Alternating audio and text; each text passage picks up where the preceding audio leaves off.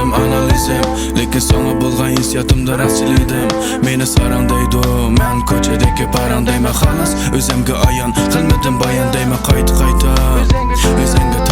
o'zingga tayanmasang vaqt ketadi qayon.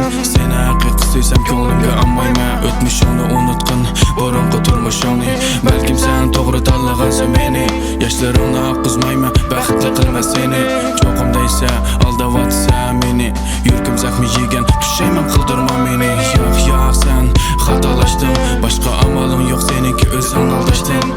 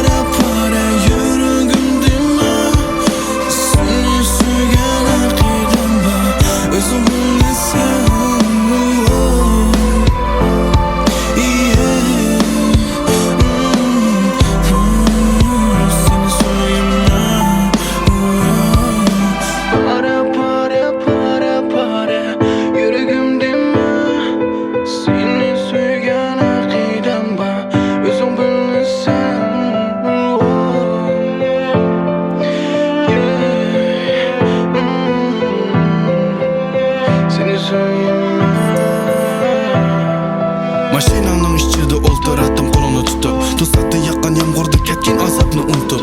Sorma dedim sababini, ko'zimdan yosh aqdi, anladim javobingni.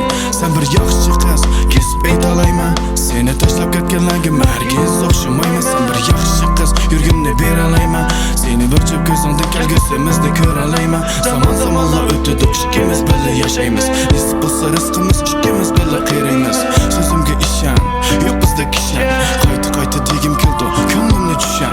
Belgilari sunmas, kunlarimni unmas, hozir bo'ron chaqqan hamon chiqadig'ini quyosh. O'zimni qo'yib tutma, osmonlarga qarayman, timtoz kechalarda yulduzlarni sanayman.